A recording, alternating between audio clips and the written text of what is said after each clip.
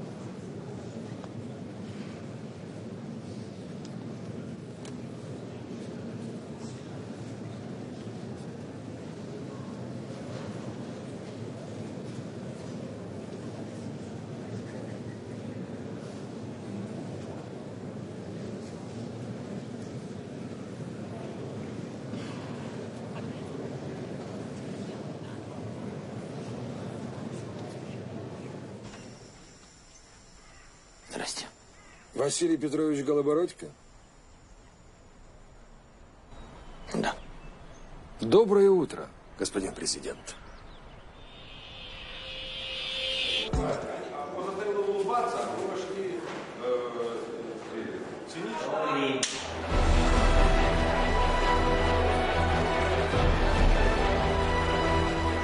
Готов ли я к этому? Я не думаю, что к этому вообще можно быть готовым. Если ты адекватный, нормальный, порядочный человек, и твоя цель не победа, а твоя цель что-то сделать хорошее, я думаю, к этому невозможно подготовиться.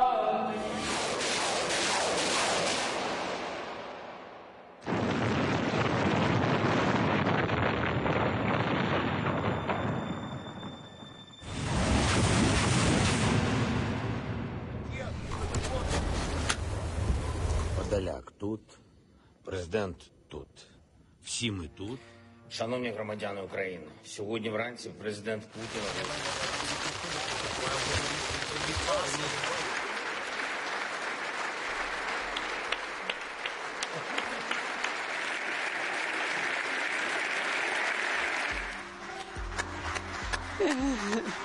Er kann wunderbar mit Medien umgehen. Er weiß, wie er mit Kamera arbeitet. Er weiß ganz genau, also wie das funktioniert, und er kann das glänzend umsetzen.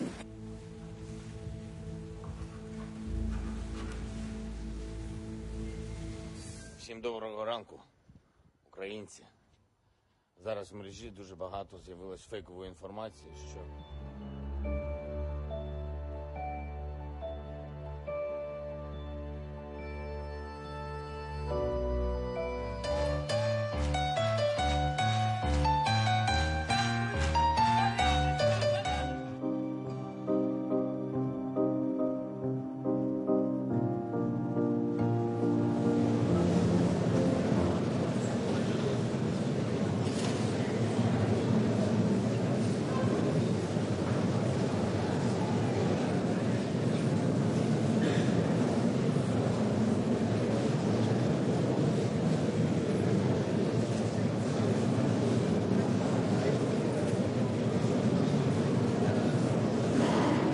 C'è un uomo avevo scritto apposta.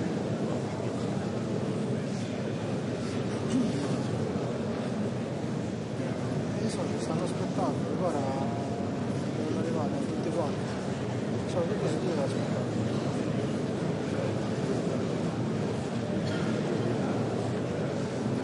Ma secondo me l'hanno fatto apposta, per ritardare di un'ora, per il piano e tutto, perché mi sa che c'è proprio lui. Perché ha visto qualcuno di questa ragazza.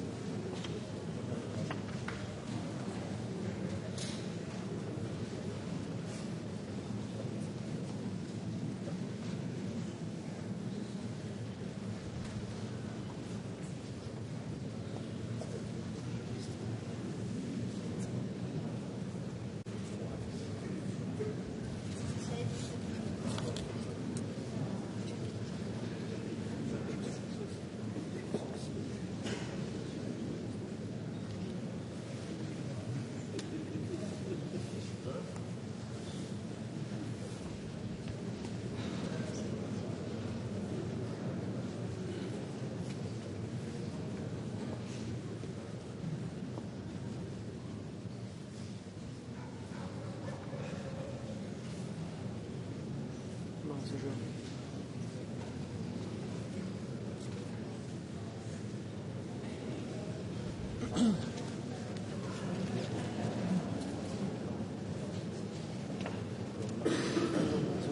Si parlerà.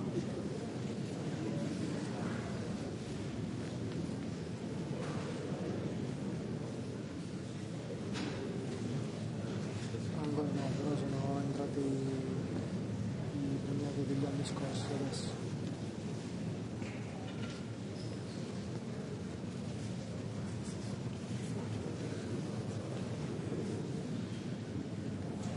Lo so.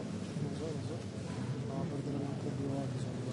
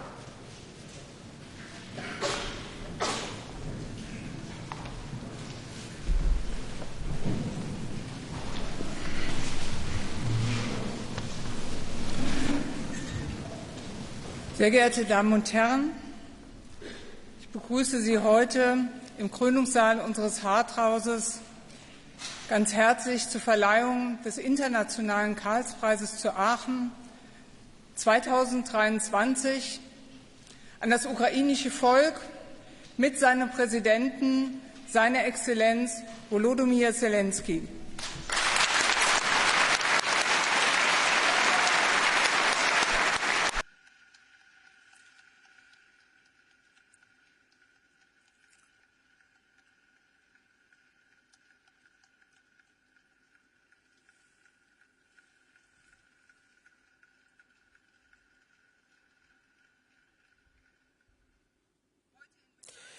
Today, in the presence of the Minister of Exterior, ladies and gentlemen, Excellencies, dear Prime Minister Morawiecki, and a warm welcome to the institutions of the European Union, the President of the European Parliament, Mrs. Metsola, and the President of the Commission, Mrs. von der Leyen. We are also pleased to welcome the representatives of the constitutional institutions of the German Federation, Mrs. Barth, Chancellor Scholz, and Minister of State Roth, and the President of the Federal Constitutional Court, Professor Dr. Habart. We welcome the Excellencies, the ambassadors of Bulgaria, Croatia, Lithuania, the Netherlands, the United States of America, Latvia, France, Ukraine, and Poland, as well as all members of the Consular Corps. A very warm welcome goes to the state of North Rhine-Westphalia and its State Premier Wüst, State Parliament President Cooper, and the members of the state government and the State Parliament, as well as the former Prime Ministers of our state, Jürgen Rüttgers and Armin Laschet. A very warm welcome also to all members of the German Bundestag and the European Parliament. It is a great pleasure for me to welcome the numerous former Charlemagne Prize laureates among us, Mrs. Dalia Grybauskaite and Martin Schulz, as well as last year's laureates, Mrs. Svetlana Tikhanovskaya, Veronika Tsepkalo, and Tatiana Komich, who represents her sister Maria Kolesnikova here.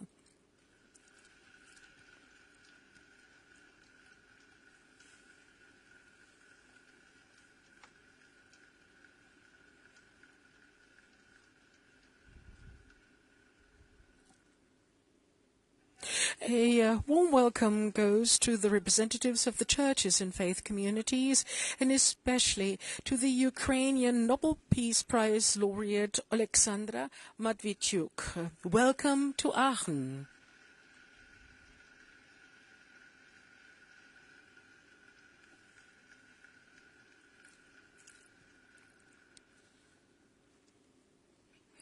I welcome the members of the bodies of our Charlemagne Prize with former Lord Mayor Dr. Jürgen Linden as the chairman of the board for the conferring of the Charlemagne Prize.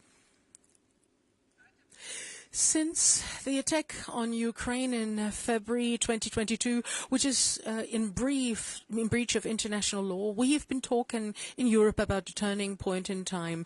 The Ukrainian people, who have been fighting for their sovereignty since the end of the Soviet Union, who've always been clearly committed to the liberal and democratic values of the European Union, and who have been striving for membership in the European Union since the 1990s, are being hit hard by the consequences of this turning point.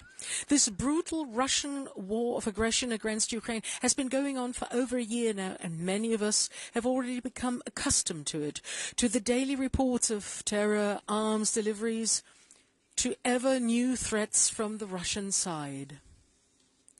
But as much as this news has become part of our everyday life, it remains our task to make sure that the people who are directly affected by this war are not forgotten.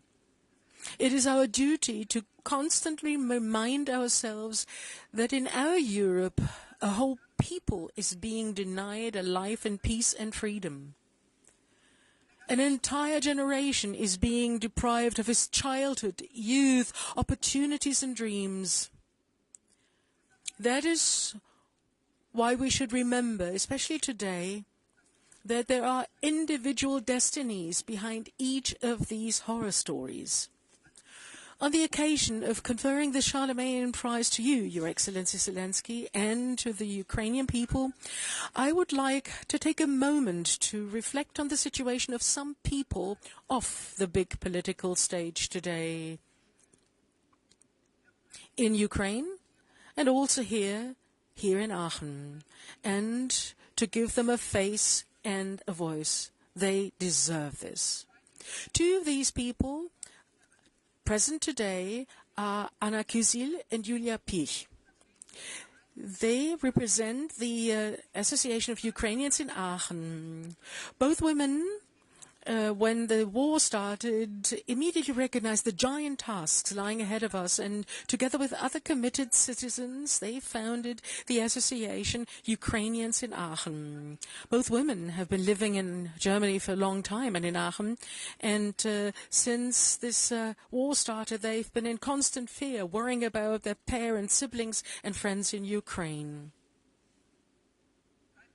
Since the war, their lives have changed completely. With great passion, they helped to find accommodation for Ukrainian war refugees, collected and transported humanitarian aid supplies, and called for demonstrations. In the meantime, this has developed into much more. The association organizes language courses, is committed to cultural exchange, and wants to preserve Ukrainian history, culture, and tradition as an anchor for the refugees, and at the same time wants to familiarize Aachen citizens with them. Ukrainians in Aachen is today a reliable partner for all actors thanks to the sustained efforts of its founders. The association has contributed to making our city a safe haven for war refugees from the very beginning. And for this, we would like to thank him wholeheartedly.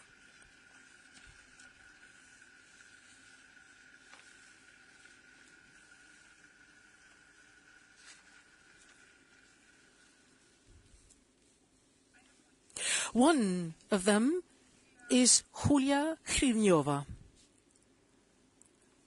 With her children and her husband, she was one of the first Ukrainian refugee families to come to Aachen, and I would also like to welcome her especially warmly today. The story of Julia Hryvniova and her family is representative of countless others. Forced to flee their homeland once before due to the annexation of Crimea in 2014, the family was able to build a new home and a new life in Bucha near Kiev. Until history was repeating for them cruelly with Russia's renewed invasion. Once again, she and her children had to leave their home in a hurry. But already on the run, the next horrible news reached them. While trying to leave Bucha, which had been occupied in the meantime, the car of Julia's parents was shot at by Russian soldiers. Her mother died. Her father survived, seriously injured. And although Julia has experienced immeasurable suffering and her family's future prospects are still extremely uncertain, she has been tirelessly involved in humanitarian aid since her arrival in Aachen, and she advises people who want to flee Ukraine. Together with her sister Oksana, she founded the initiative Sokil in Ukraine, which evacuates old and disabled people from the front and has thus already helped many people to find a new home and to survive. Also with the help of the Association Ukrainians in Aachen, the Hrinyova family has integrated here, learned a new language, found an apartment and schooling for their children. However, her husband has returned to help on the ground. Like him, the entire family has not given up Ukraine. It is still their homeland to which they want to return. Many Ukrainians feel the same way as Julia Hrinyova and her family. Therefore, after providing immediate support from the beginning, it was our special task to offer the people, in addition to the said safe haven, perspectives beyond the war. This enables them to enjoy a life in freedom again, here with us or in their homeland. Together with countless organizations, initiatives, associations, and volunteers, we have created these perspectives and will continue to do so in future, side by side and in direct exchange with the Ukrainians, be it on a local level, as just described, on a national and international level, or on a municipal level within the framework of the solidarity-based city partnership. We are currently building such a partnership with Chernihiv, a city in the north of Ukraine, which, in addition to its current population and infrastructure, has another parallel to Aachen. Albeit to the Aachen that the founding fathers of the Charlemagne Prize described in their proclamation of 1949, and they described it as follows. After 2 world wars in which the border situation of our city had a particularly detrimental effect, in which the honest efforts of several generations to overcome imaginary national antagonisms proved to be in vain, our city, which has sunk into ruins, is struggling for its right to live. Just as Aachen, back then, Chernihiv, is today to a large extent destroyed. Therefore, we enter into this partnership not only to express our unconditional solidarity in this way, but above all, to support Chernihiv and its inhabitants in their efforts to rebuild their city as a sustainable city and to make it their home again. Our concrete cooperation will start tomorrow with the representatives, and I'm so happy to have the Lord Mayor from Chernihiv amongst us.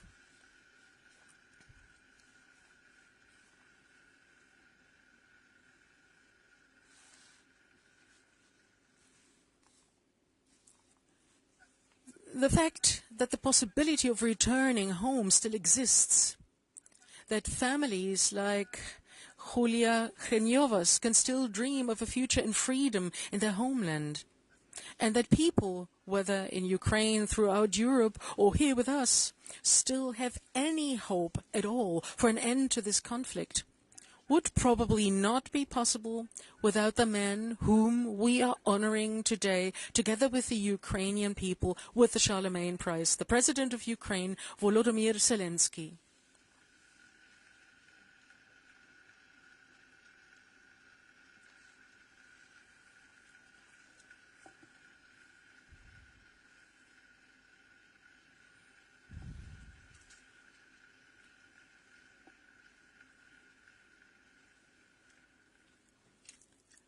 Zelensky shows courage, leadership, tactical sensitivity, and he demonstrates a new, clear and unambiguous political style.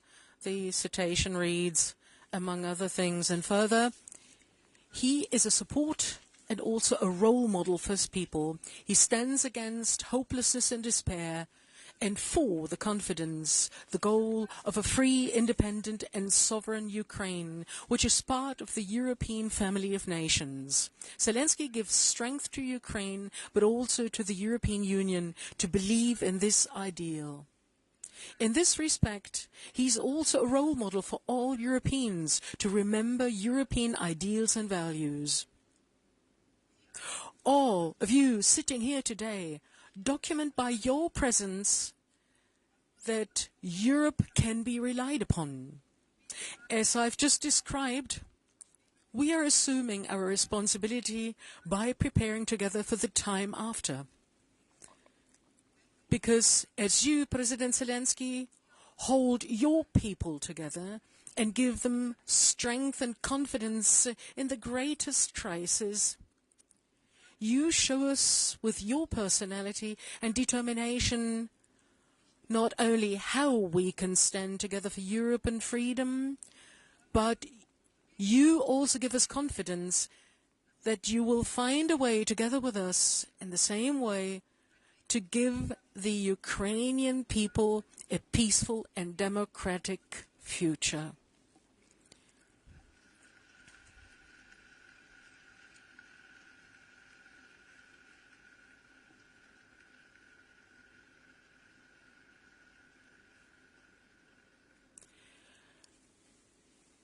We stand by your side, by the side of the Ukrainian people.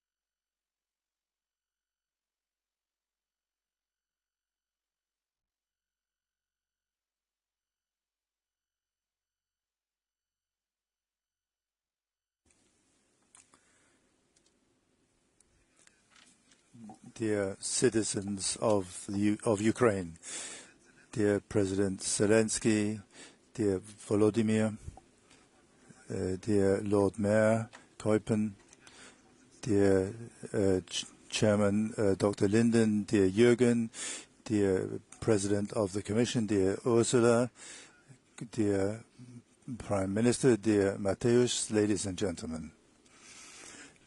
President Tusk, those were the words, dear Mr. President, dear Volodymyr, that you said, quoted in one of the first video messages concerning the Russian invasion of Ukraine.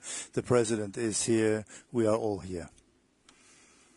On the early in the morning of the 25th of February 2022, this is when you said this.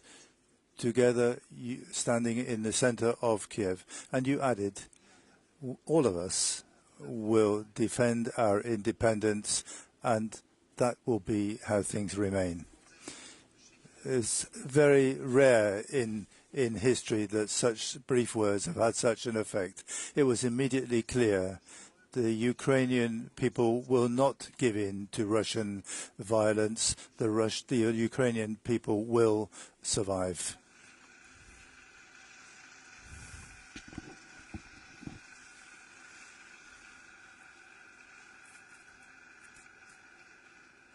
And it's for this reason alone that we can be together here in Aachen today. Europe has a lot to thank the Ukrainian people for, and in particular this President, Mr. Zelensky. When the founders of the Charlemagne Prize in 1949 came up with the idea of the prize, many parts of Europe were lying in ruins. The terrible experience of 2 world wars, the violations of human rights, hunger, poverty, and great sadness were all very present.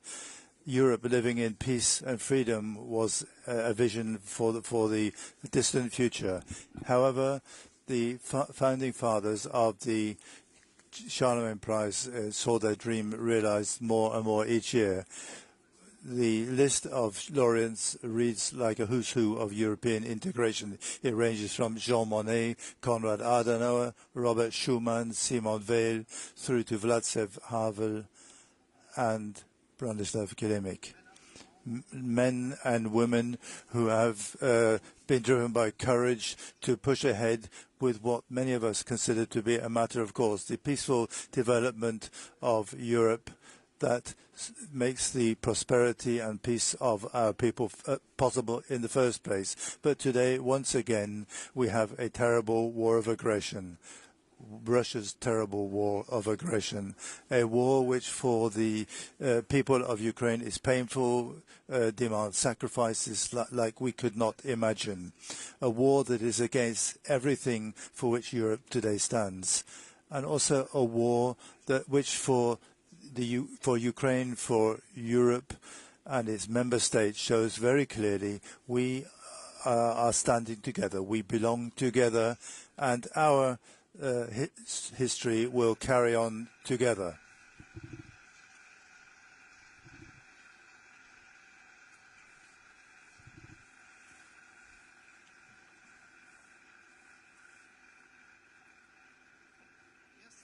For the first time, the Charlemagne Prize is being awarded this year to a president and to his people.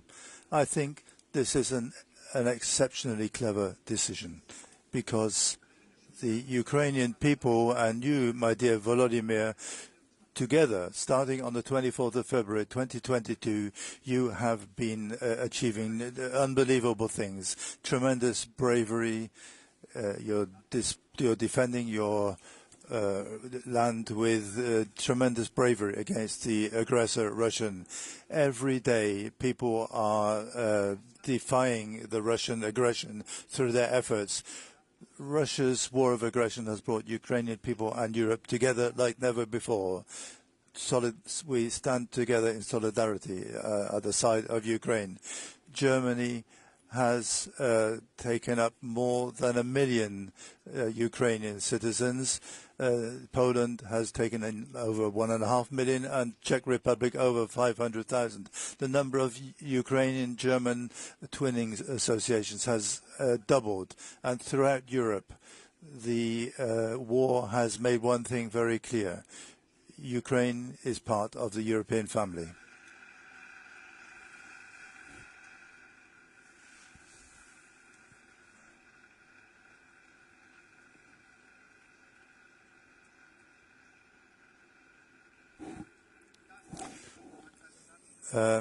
As France's president said, Italy's then Prime Minister Mario Draghi, Romania's President Klaus Iohannis, and myself, when we visited Kiev together, we emphasized this, and we stand by this statement again today.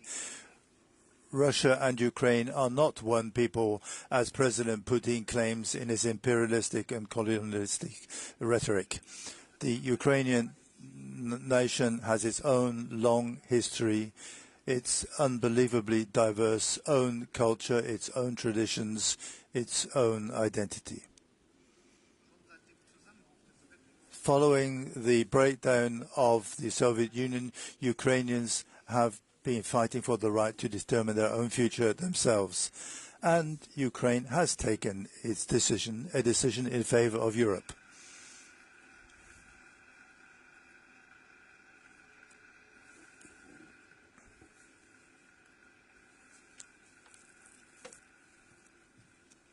Dear Volodymyr Zelensky, on the road to the European Union, Ukraine will have our full support. As Europeans, we know what energy is incorporated in the democratic will of the people. I think about Solidarność in Poland. The fall of the Berlin Wall in 1989, brought about by courageous citizens of the GDR, and then the unification of Germany and Europe in the years thereafter. And of course, I also think about the Orange Revolution in Ukraine in 2004, and the winter nights in the Maidan in 2013-2014. During this revolution of dignity, the blue-yellow flags of Ukraine and the blue and yellow flags of Europe became symbols of the freedom and self-determination of Ukraine. All of these popular movements demonstrate the strong will of people to determine their own futures themselves. Russia's war of aggression has not only strengthened Ukrainians' will as a political nation, it has also strengthened the will of the Ukrainian people to become a European nation. If Vladimir Putin believed that he would be able to bring Ukraine away from its path with his violence, and all his tanks, his rocket missiles have brought about nothing but the exact opposite.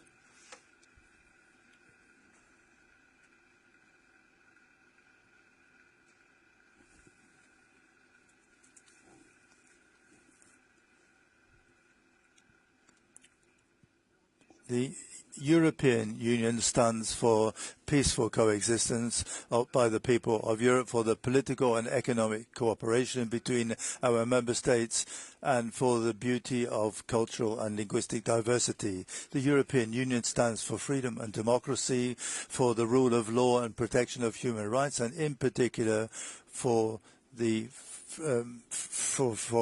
reconciliation between previous enemies. I'm very well aware of this as a German Chancellor, and that's what distinguishes us as Europeans. Therefore, every day we must pay attention to ensuring that the values of democracy, freedom and peace are maintained even within the EU. This striving for democracy, for rule of law, for freedom is also shared by the Ukrainian people. Dear Volodymyr, servants of the people, this is the claim with which you began your role as President of Ukraine, and you are precisely that today. When it comes to receiving the Charlemagne Prize on behalf of your people, the resistance and the desire for freedom inspire hope well beyond Ukraine. At the head of the Ukrainian people, you defend the values for which Europe stands. The Ukrainians can rely on our full support, humanitarian, economic support, weapons, and above all, in the long term.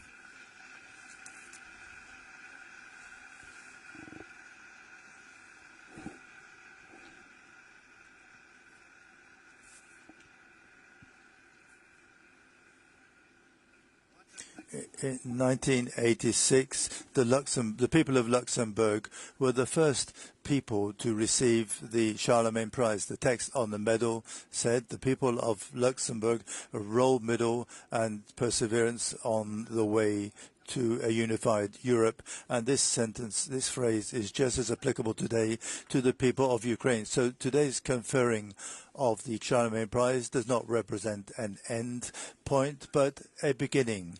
The start of our new growing together in Europe, together with Ukraine, with the Western Balkan states, Moldova, Georgia. Given the change, the turn of the times, our message is clear. Europe is united and together. The Charlemagne Prize, as a prize for European citizens, means deep respect of our free societies towards the bravery and courage of the Ukrainian people and their president.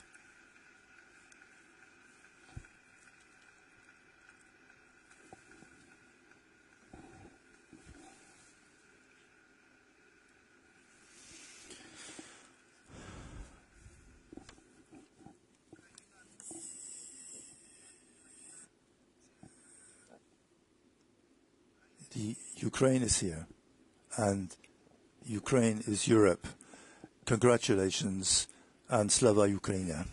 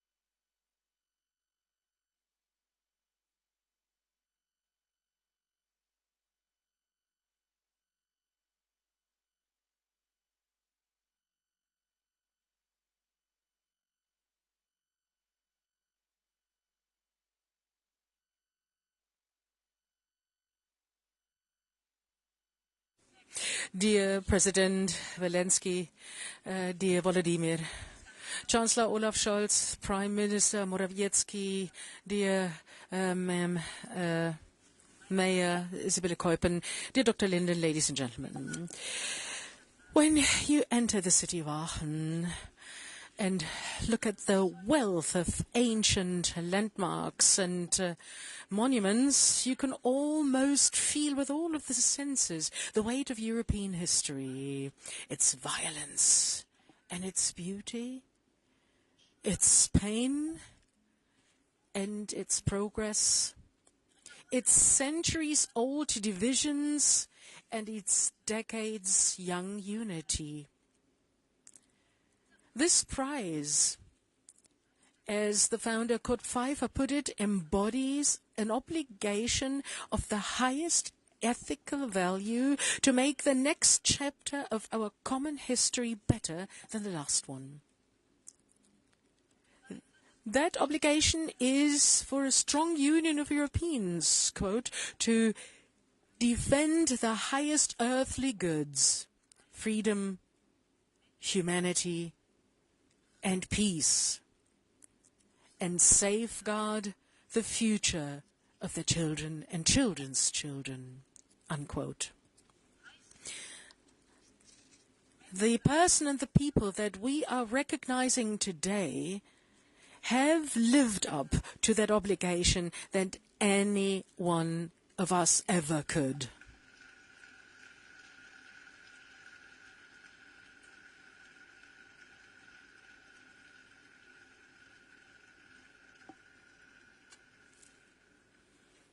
They are literally fighting for freedom, humanity, and peace. They are bleeding and they are laying down their lives to safeguard the future of their children and of ours. President Zelensky and the people of Ukraine know exactly what they're fighting for, and they have understood what Europe and our union is all about. My words cannot really do justice to this. Well, far from it, but those of President Zelensky can. In his remarkable inauguration address in 2019, he told the people of Ukraine, and I quote, "We have chosen a path to Europe, but Europe is not somewhere out there. Europe is here, in our minds, and after it has appeared here once, it will be everywhere, all over Ukraine," unquote.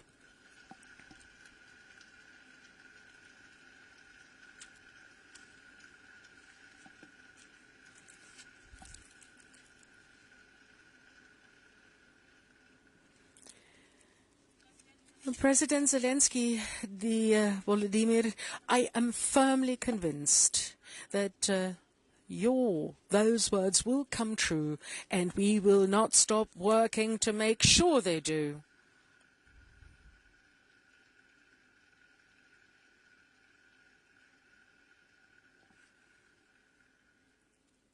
Ladies and gentlemen,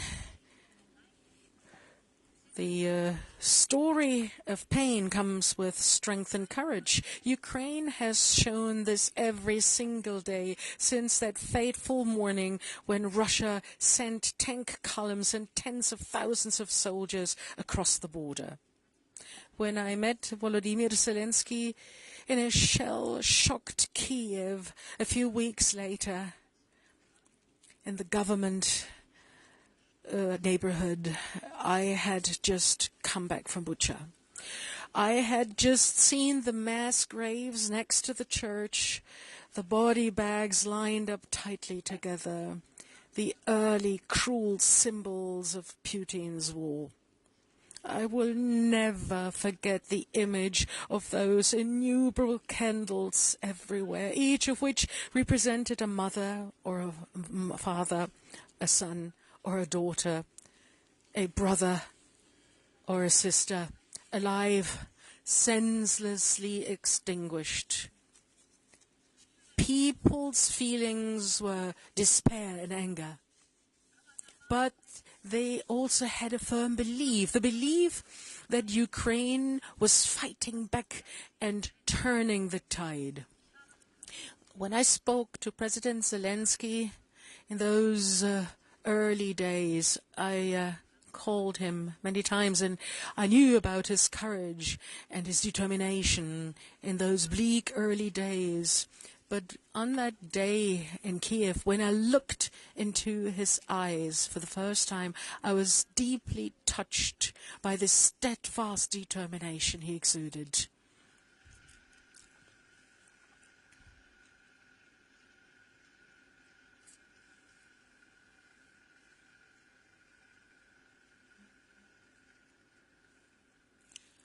President Zelensky had and has the unshakable belief that those fighting for something will always be stronger than those fighting to impose their rule.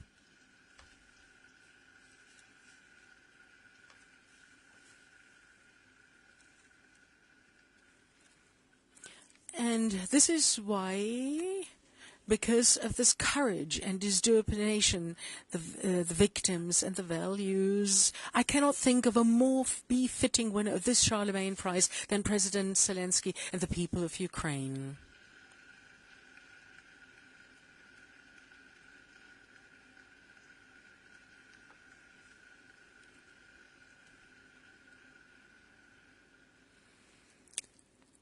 President Zelensky and the people of Ukraine are fighting for exactly the values and the obligation that this prize embodies. And in doing so, they're also fighting for our own freedom and our values, democracy and the rule of law, free speech, and the freedom to create your own destiny. This is what Ukraine is fighting for. And this is what President Putin is trying to extinguish. President Putin is destroying the work of peace that we have built together since the end of the Second World War and later after the fall of the Iron Curtain. Putin aims to destroy the Europe created by Charlemagne Prize laureates such as Guy Lahorn and Václav Havel, François Mitterrand and Helmut Kohl, and many others. Putin tries to unravel the events of 1989 and the decades since, which saw the people of Europe tear down the Iron Curtain and Europe changed its face forever. As historian and Charlemagne Prize laureate Timothy Garton Ash put it so well. Every generation has its moment when it has to stand up to defend democracy and what it believes in. For us, this moment has come.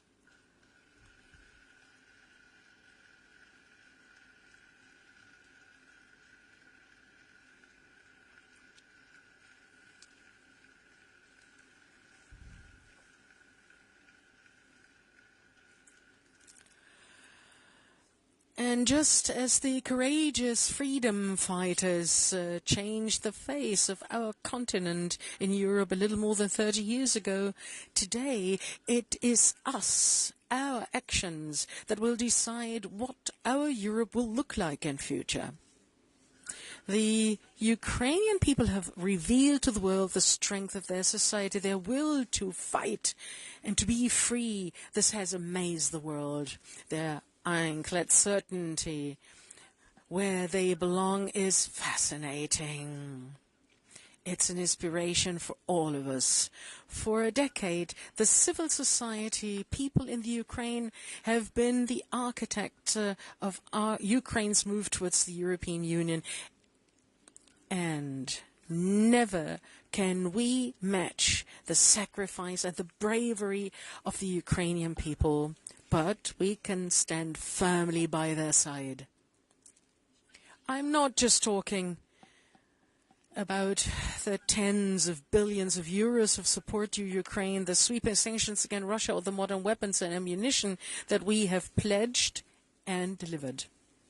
I am also talking about accompanying Ukraine on its path towards our union and getting it ready for the future, even though the war is raging. I'm thinking also of the countless Europeans who've opened their homes and their hearts for Ukrainian refugees. 4 million people have found temporary shelter after leaving their homeland because of Putin's bombs. And I would like to thank and recognize the many volunteers. I would like to pay my respect to the cities and municipalities, the teachers and sports clubs who integrated Ukrainian children into their groups, and the countless enterprises that gave work to their parents. This is Europe at its best.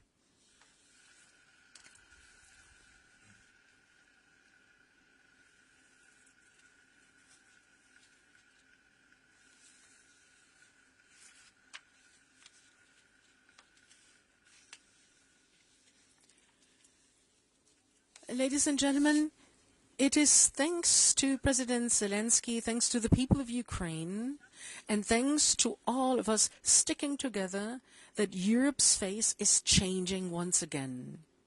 Ukraine incarnates everything the European idea is standing for. The courage to stand in for one's convictions, the fight for values and freedom, the commitment and the struggle for peace and unity. This is why I'm convinced that Ukraine will prevail. It will win peace and make its European destiny come true as part of our European family.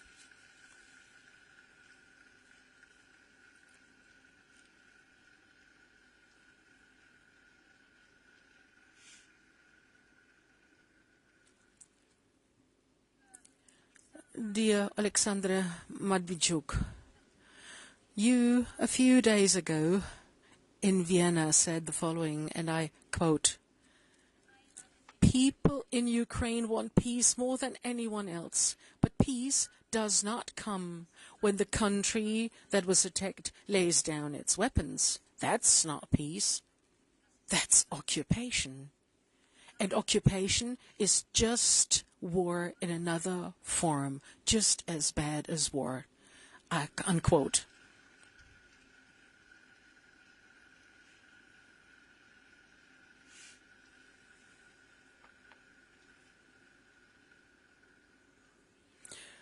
You are so right. In our EU, we speak many different languages, 24 of them.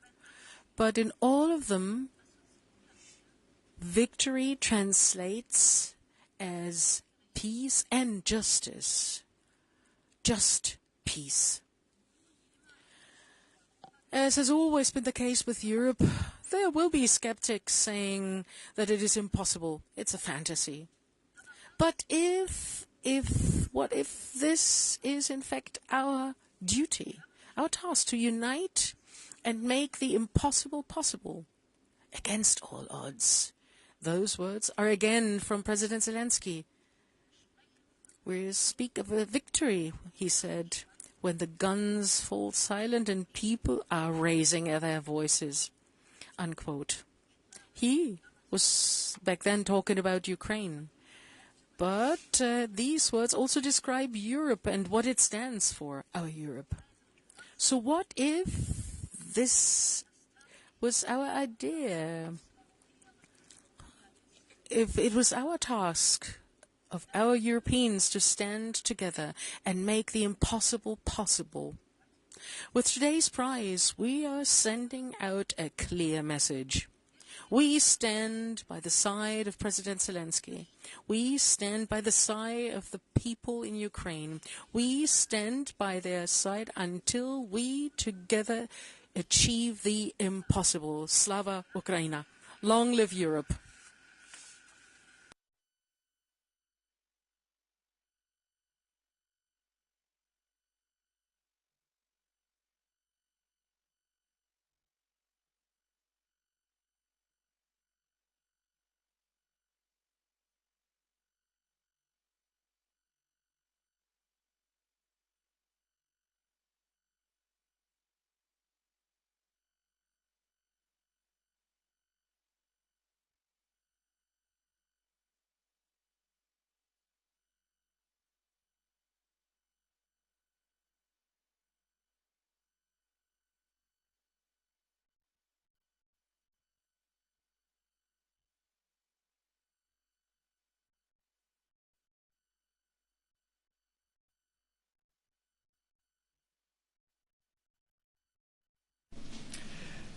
Charlemagne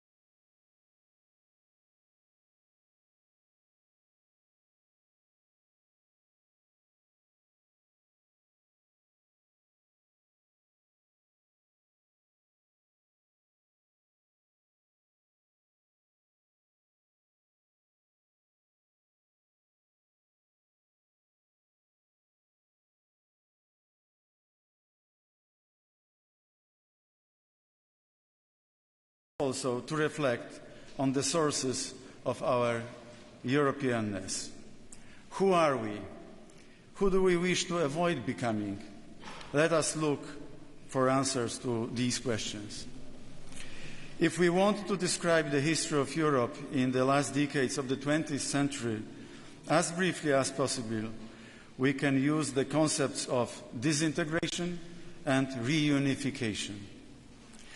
The Polish movement of solidarity, and the fall of the Berlin Wall became a symbol not only of the fall of the totalitarian communist system, but also of the reunification of the whole of Europe. The collapse of the Soviet Union was the beginning of a journey of the nations of our region towards unity in a common Europe. Annexed territories were returned to their rightful owners. And the nations of Europe could finally be returned to Europe. What Europe means? Europe means cooperation above competition and unity in diversity. The collapse of the Russian Communist Empire allowed a release of energy and hope that had been suppressed for many decades of enslavement. All nations hope for freedom, sovereignty, and security. Europe should also resemble a local community. If a fire breaks out, neighbors come to each other's mutual aid. If someone gets sick, no one turns their back on them. The strength of European civilization is cooperation, its foundation is solidarity, and its heart and driving force are the desire for freedom. Europe is not just an old continent, a museum of beautiful ideas and values. Europe is a living community with a very rich cultural heritage that has radiated across the world for centuries. Enlightenment thinkers in the service of absolutist powers divided Europe into East and West. This division was meant to justify the exploitation of Central and Eastern Europe by Imperial Russia and give Westerners peace of conscience and a sense of moral superiority. We need to revise that division. There is no place for the image of an uncivilized East to which someone, preferably a strong man, a tyrant in the Kremlin, must bring order. Today, the uncivilized East is a barbaric Moscow that has become an inhumane land. Neither Ukraine nor any Eastern European country is a brother nation, inverted commas, of Russia. It is not brotherhood, but centuries of exploitation, colonialization, and imperialism. The ancestors of today's Poles, Ukrainians, and citizens of many other nations lived in a common state. The Polish-Lithuanian Commonwealth was a political project that integrated various nations within one organism. Although it was an unfinished project, it was in fact one of the first attempts to build European unity, in a peaceful way. Let us recall the words of Robert Schuman. He wrote that a united Europe remains accessible to anyone who wishes to join it. Its raison d'être is solidarity and international cooperation. Now let me say a few words on Volodymyr Zelensky, hero of Ukraine, role model for Europe.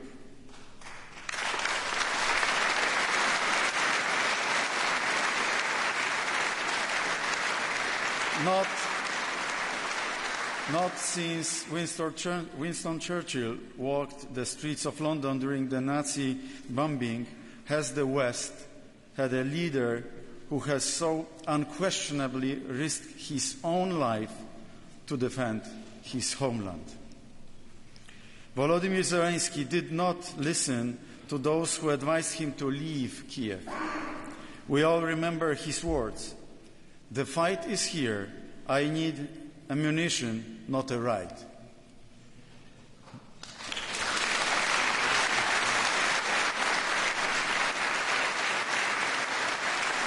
This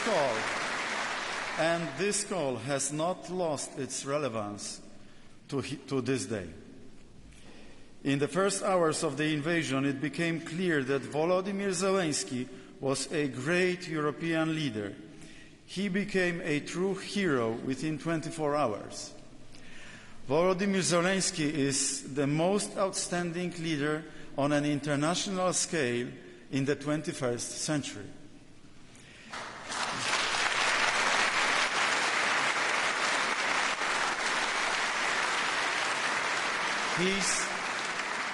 His bravery has reminded European Union leaders of the importance of sovereignty and independence. It is a value for which nations are ready to shed blood in the 21st century.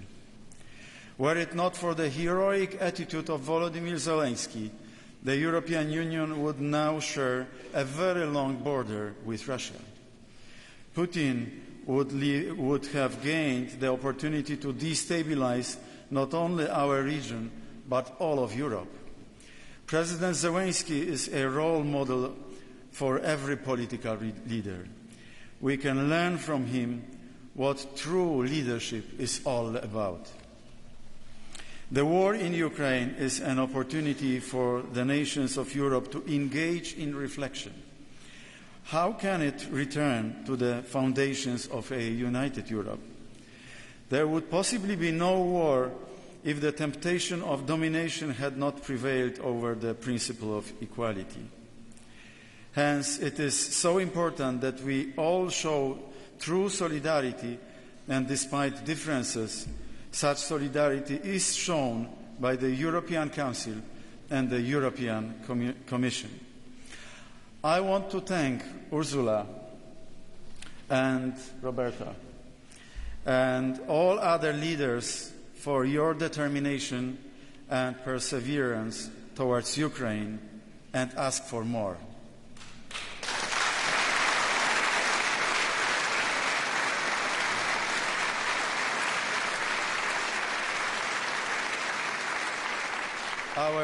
European humanism too often went hand in hand with willingness to make a pact with evil. Compromise and appeasement in such a context only prolongs conflicts and the suffering that dictators inflict on innocent people. This was the case of Hitler prior to the Second World War. This was the case of Putin after Georgia and Donbass and Crimea 2014. The attitude of the Ukrainian people, the solidarity of Poles with their neighbors, and finally the decisive response of the European Union to the call of defending Ukraine have proven that the greatness of Europe is still alive and well. It is the ability to reach consensus, to get rid of the temptation of domination by the strong over the weak, that distinguishes the free nations of Europe from Russia's empire of evil. In Europe, there is no longer masters and subjects, no longer a center and its periphery. There is also no room for hegemony. Ukraine longs for such a Europe, a community of sovereign nations.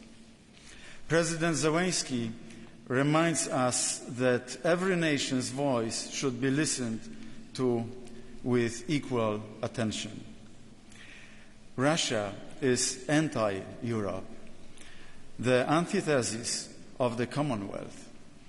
Its barbaric attack on Ukraine reminded us that political thinking does not invalidate moral categories. The war is a manifestation of the eternal conflict between good and evil. Good has the face of Volodymyr Zelensky and the defenders of Ukraine.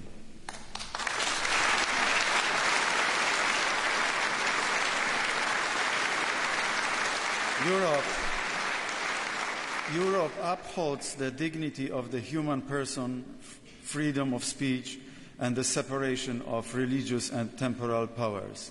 In Russia, these values have been trampled. In Russia, the citizen is a mere pawn, speaking the truth as a crime pursued by the censors, and the church is an organ of the state. Europe must resist Russia, because Russia today is the negation of Europe. In Russia, the order of values has been overturned completely. Lying is called truth. Ukrainians are called Nazis. Enslavement is called liberation. And an unwarranted invasion is called a special operation. Russia's legacy is only common misery, common enslavement, and common suffering. Finally, we must not lose sight of the vision of a Europe united but rich in diversity, a Europe in which all countries, regardless of their size and economic potential, have equal rights. Finally, of a Europe bound together by solidarity. Dear Volodymyr, when we came to the besieged Kiev 2.5 weeks of the war, I assured you we would not abandon you. It was your personal courage and fortitude which was key to defending Ukraine, and therefore today's ceremony is one of the symbolic examples of Ukraine's integration into the European family.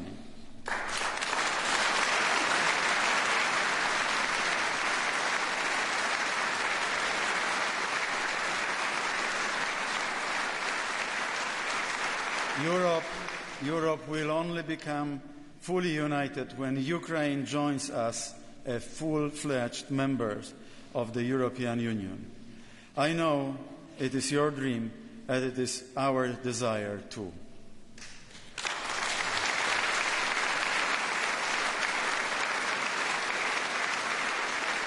As long as Ukraine is divided, Europe is divided.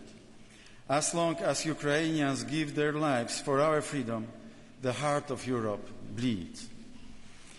We must also not forget the thousands of Ukrainian children kidnapped by Russia. As we express the hope that Ukraine will soon be free, we speak also for them. Today, once again, we as a European community stand before a test. We must learn from the harsh lessons of history, now, before it is too late. Let's give today's winner something more than a prize. Let's give Volodymyr and the Ukrainian nation our full support.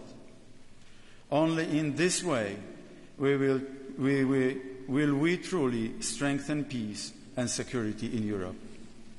Volodymyr Zelensky is the man who reminded us that the president is more than an office. It is to be with his people to death and life. In the center of Berlin, there was a sign, "Das ist nicht unser Krieg." This is not our war. One word of that sign was changed by someone, and it now says, "Das ist auch unser Krieg." This is also our war. The anonymous graffiti expressed what too many people are still afraid to admit. Yes, this war concerns us all. This war will decide what kind of Europe our children will live in. Will it be a Europe that has shattered the legacy of freedom, or the Europe that restored order to the world? This is perhaps the most important test of our lives. And we are running out of time. Volodymyr Zelensky and his nation need our action here and now. Let us stand for freedom. Let us stand for Ukraine. Let us stand for Europe. Thank you.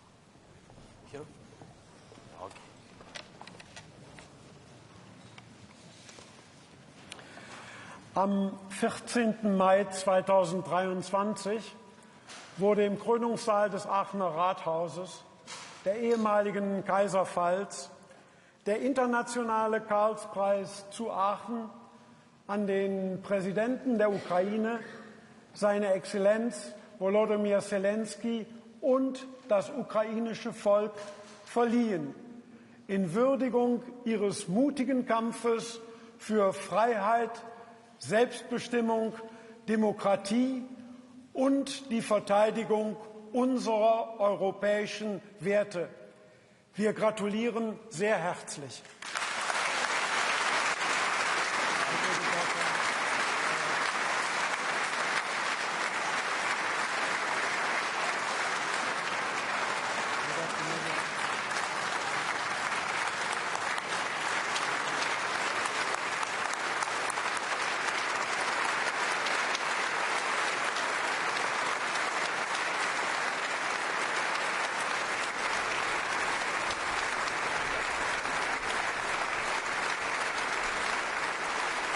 So grateful, really grateful, and thank you.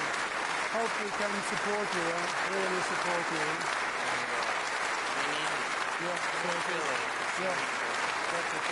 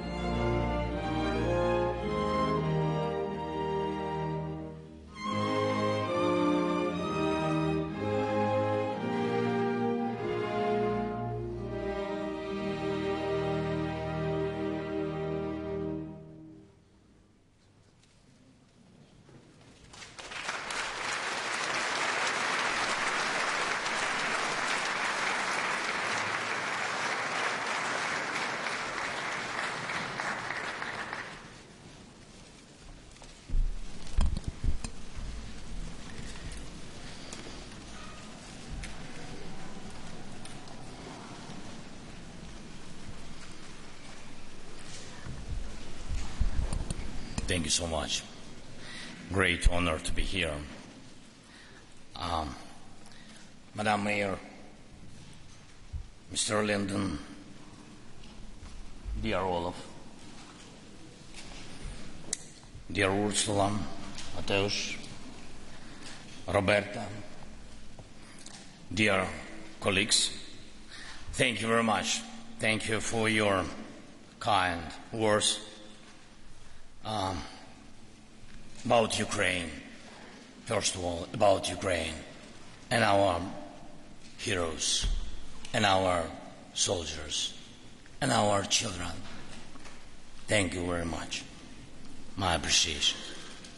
They are real heroes. Thank you so much.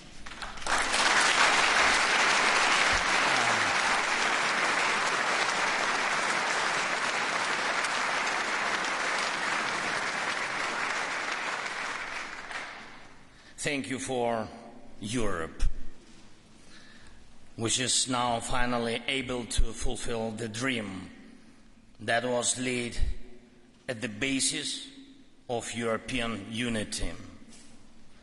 It is an honor for me to represent the Ukrainian people today, here, and each day. Millions of people who are fighting, working for our values and for our freedom and for our free Europe. All Ukrainians, each of our heroes deserve to stand here and to receive this award. But since the millions of people just will not fit in this hall, let our language, which represents all our people, be spoken here today. The Ukrainian language has never been spoken in these walls by the awardee.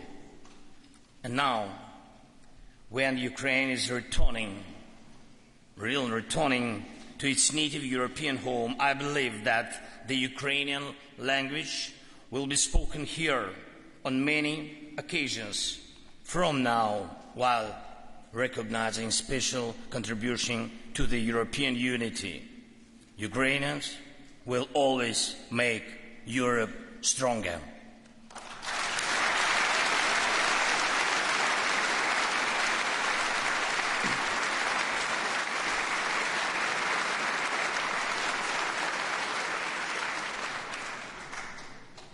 You have to prepare. I will continue in Ukrainian.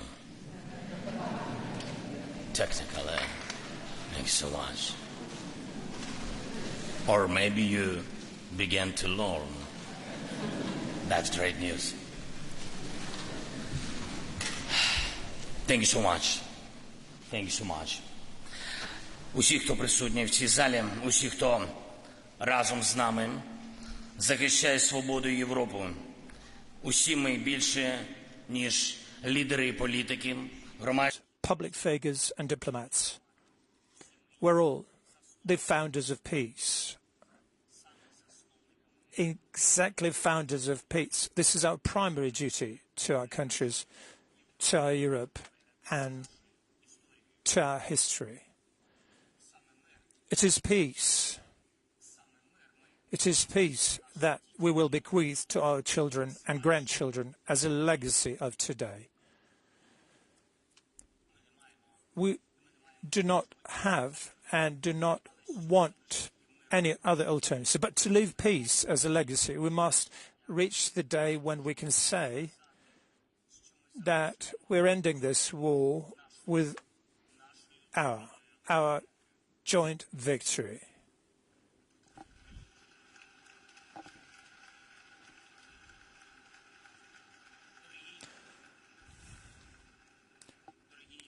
Dear Europeans, history is built on victories, although it also remembers defeats. There have been illusions that there are other bricks for history than victories, but such illusions have resulted in the disappearance, or at best, many years of silence in history of those who profess them. Illusions turn into deaths. The peace of our parents' generation is the peace left to them by those who defeated the penultimate great aggression in Europe. And the peace of our children's generation is the peace that we are gaining now in the battles right now against the latest aggression in Europe. The battles are taking place and ongoing at a distance of more than 2,000 kilometers from Aachen, on the land of Ukraine, in our skies and the Black Sea, and in European destiny. This battlefield is the fate of Europe. Today's Russia has waged aggression not only against us as a free state, not only against a united Europe as a global symbol of peace and prosperity, but also against the past. By taking over kilometers of Ukrainian territory, Russia was trying to overcome years of European history, the history of ours, jointly, of the 73 years that the Charlemagne Prize has been awarded here. We're faced with an aggressor who's willing to commit any cruelty and meanness.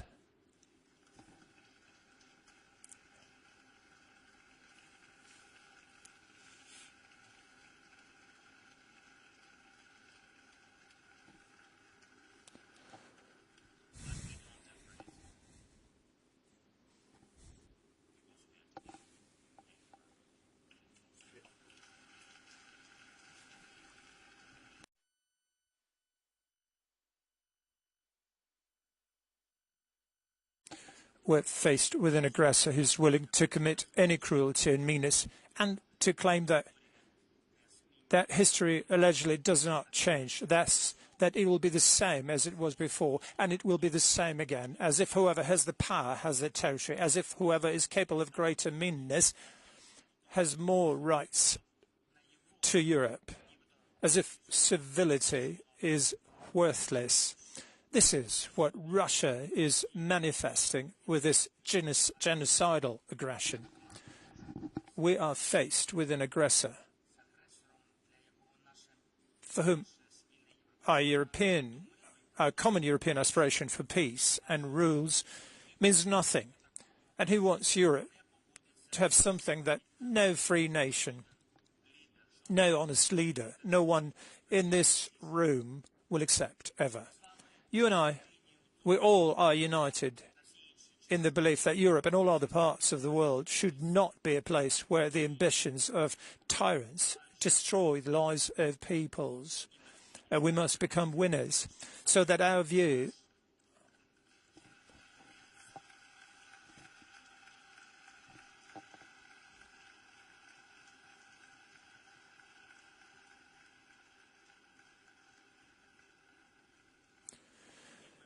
and we must become winners so that our view of life remains in Europe. Dear Europe, Ukraine offers you victory that will be peace and will save you. Ukraine offers a victory not just in this one war, but over aggressions, over annexations, over burning down these cities, deportations, the catastrophe of genocide, anywhere else on earth. We're offering and bringing closer a common victory over the one who has brought all this old evil from the pages of the past in order to destroy our future, which we all, the whole of Europe, dream of for our children. Russia has chosen the path of evil, of its own free will. Our will is enough to cut off this path and the path of any similar aggressors who might someday try to follow and Russia and repeat what Russia is doing. We will fulfill this task, all of us together.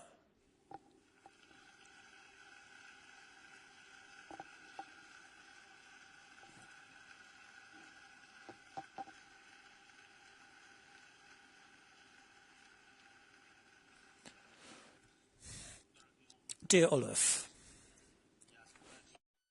I'm personally addressing you and through you to the entire country, this potential nation of yours, Germany, Ukraine and the whole of Europe. We respect your choice to be for Europe, to be with Europe. When you saw the Zeitenwende, you acted as a defender of Europe should. Europe will always be grateful to you and to this German government.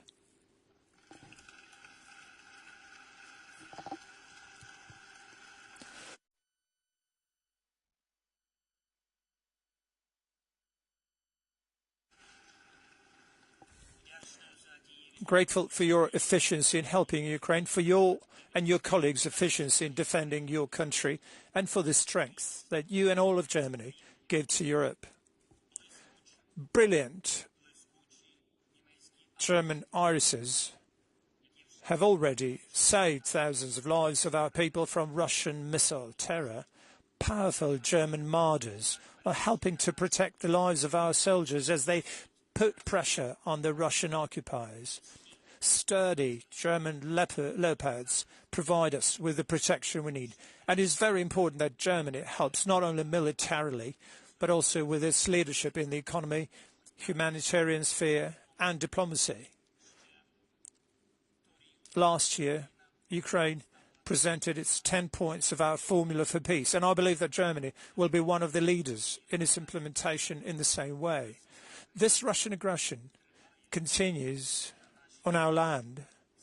It is our people who are dying every day in the confrontation with this evil, which, by striking Ukraine, strikes at the very idea of a peaceful Europe, at the very idea of a rules-based international order based on rules.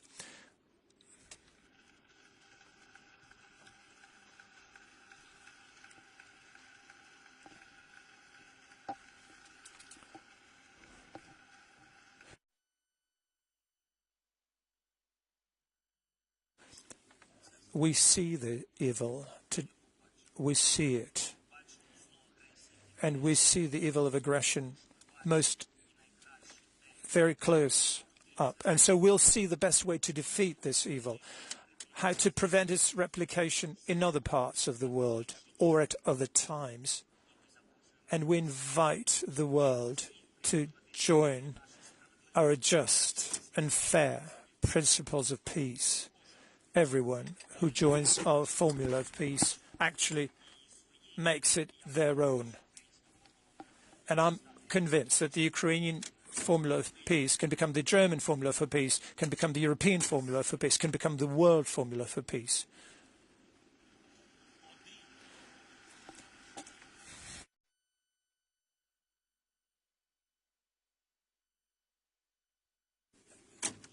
The only one who does not accept it is the aggressor. And that's why he does not accept that he is the aggressor. But the most important thing is that he's only one alone, and we're not afraid of him.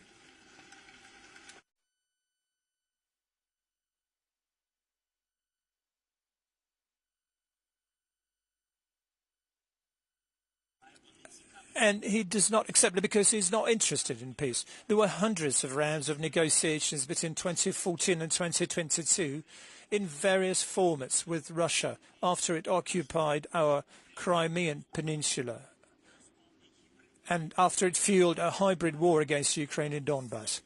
All these negotiations took place. And you, Olaf, Mr. Chancellor, and you remember that, and our ally, Mr. President of France, Mr. Emmanuel Macron, and all the conscientious leaders of the world spend hours and hours talking to Putin, trying to avert a catastrophe, this modern catastrophe. But Putin chose a disaster. Chose disaster. He alone. And now everyone understands what we understand. Putin is the catastrophe. That's the response. Putin is aggression. And he does not want anything else for himself and his people, anything else. But his formula has become death. What can we talk to him about now? How can you talk about it? In its long history, humanity has never known anyone who could negotiate with death. The one who brought death, the one who embarked on the path of genocide, the one who wants to destroy us, wants to destroy Europe, the Europe we value, must ask for mercy.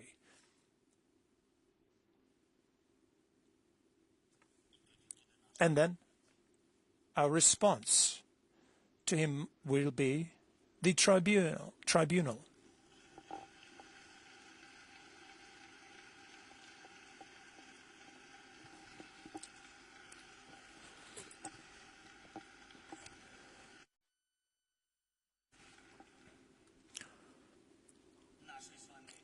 Our common determination will lead to the fact that we will see also that Russia would show interest in our efforts for peace. This will happen, and that's when there is no source of death there. We're capable of winning, and we're bringing the victory closer. And this has been proven more than once by the tears of joy of children and adults, women and men, young and old, whom of our soldiers have liberated from Russian occupation. Everywhere where our blue and yellow flag returns to the liberated land, Europe returns. Our common Europe. The values come back.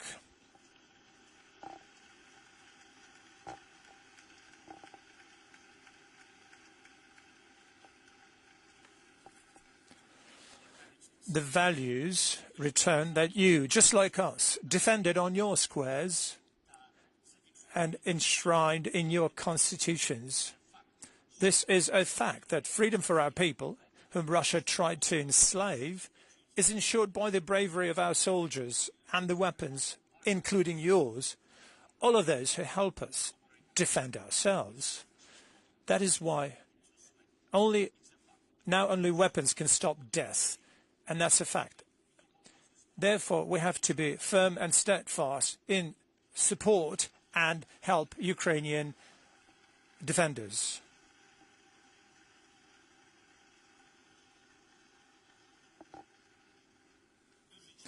Very often, including here in Aachen, during the award ceremony of this prize, this honorable prize, it has been said that Europe should become one of the world's superpowers. Unlike other similar powers, Europe has this potential only when it is not something else but European unity that becomes a superpower. We see it now, the superpower of European unity. We see it thanks to Ukraine and thanks to each and every one of you. Thank you. We thank you.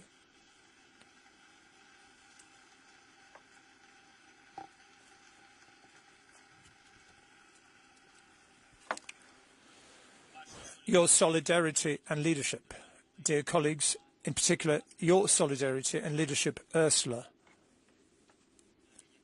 with which the European Union has responded to our courage, have reflected the basic principles that Robert Schuman, Konrad Adenauer and Jean Monnet wanted for Europe.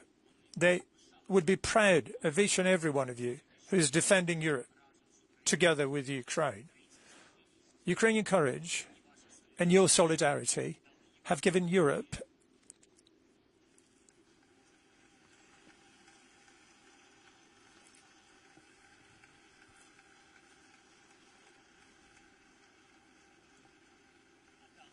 have given Europe a unity it has never seen before.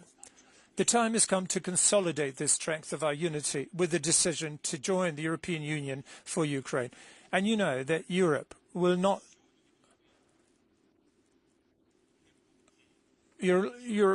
be complete without Ukraine in the European Union. And I thank you, Olaf. I thank every leader of Europe who supports the completion of the European project.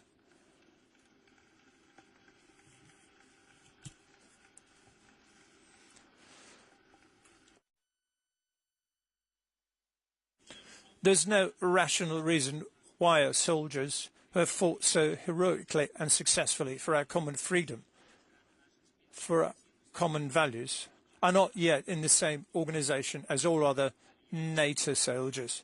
Judging by the results of our actions, Ukraine is already in the alliance, but the de jure decision has not yet been made. It is time to finally make this decision, and we need to define an algorithm for Ukraine's membership in NATO that motivates our soldiers.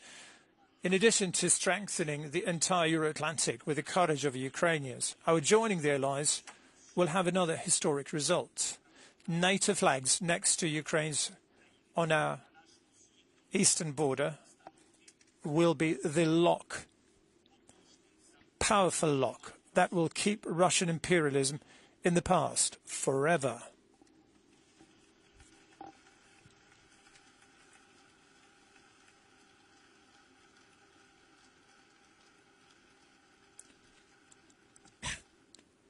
In the past, that cannot be returned, because without control over Ukraine, Russian imperialism is going to die. And one more prerequisite for our common victory, which Ukraine offers and proposes, the longest peace and the most reliable security in Europe has been ensured by building ties between the peoples of Europe instead of barriers. And when we see now that instead of strengthening our ties, any fresh barriers that are so reminiscent of old mistakes, whether they are barriers in politics or barriers in trade, then we see a threat not only to one European nation, but to the whole of Europe. Mateusz, I'm very grateful for the great support from Poland to Ukraine and for Ukraine. Thank you.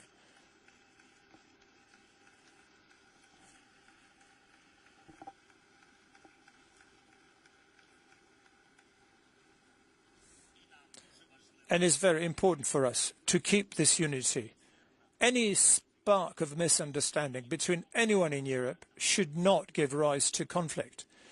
And this is in the fundamental interests of our nations. Europe gains in strength and prosperity every time there is a barrier subtracted on the continent. Ladies and gentlemen, today I've spoken only about what is needed for our common victory, and therefore only about what is needed for a sustainable peace for all of us. I dream of Europe becoming a winner. I know that Ukrainians can win. I call on all of you to become winners together with the Ukrainians, together with us. This time has come. And it is now that it is decided how this war will end and whether this is indeed the last aggression in Europe. Everything depends on our unity, and only on this, on our speed, on our determination to win. So my appeal to you today is to be worthy of Charlemagne's character. Win.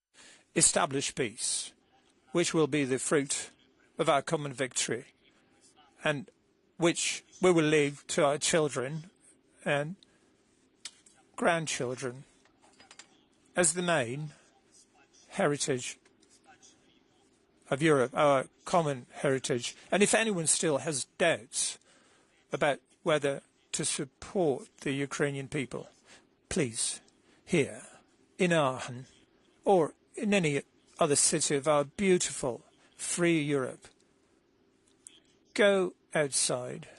Please, go outside, look around you, and feel the main thing we want, the thing that gives us all peace and respect in Europe. Feel the freedom. It's just there. It's just there. And we are fighting for it. And we will be victorious.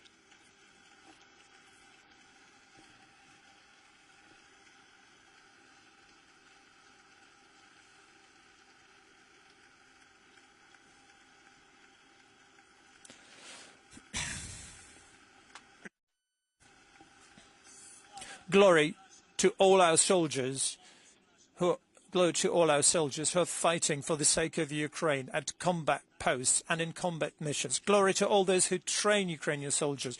Glory to everyone who helps, who works, who fights. Ukraine will win. Europe will win. Peace will prevail. Glory to Ukraine.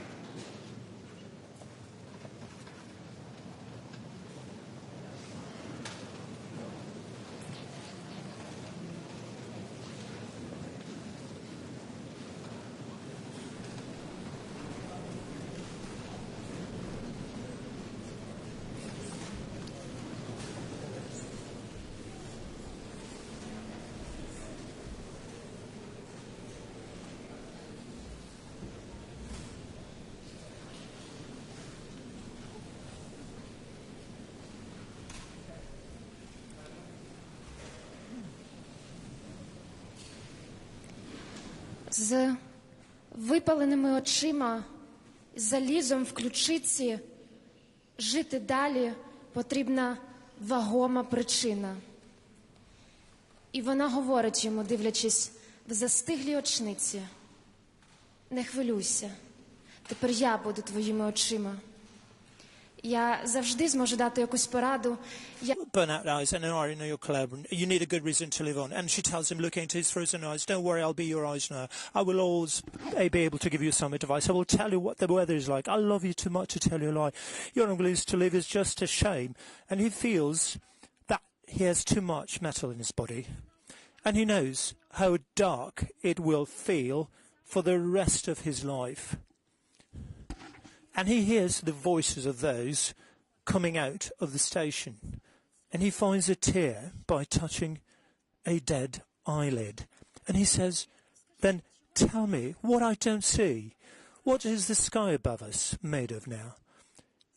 Tell me, how will you convince my blind soul? Tell me how you will negotiate with my dreams. You don't see, she says, how we're lacking in luck, how stubbornly the morning trams tread the path. And you don't see how old the people are you used to see, and how they forget about those who are gone. I can, she says, be as light as a breath, to be like a beast that will not hurt anyone. The only thing I can't do is to make you forget about your dead, so that you don't dream about those who will never come. And even if it lasts for years, even if the world hurts with every breath, be its breath and its hands, be his voice, be his laughter. You must now see for those who cannot see. You must now love for those who do not love. This winter, even the trees stand as if they're tired too, like people. Be an extension of his curled fingers. Be the end of his long sentences. The winter sky above you in the morning is made up of proofs and denials. Serhii Žadan.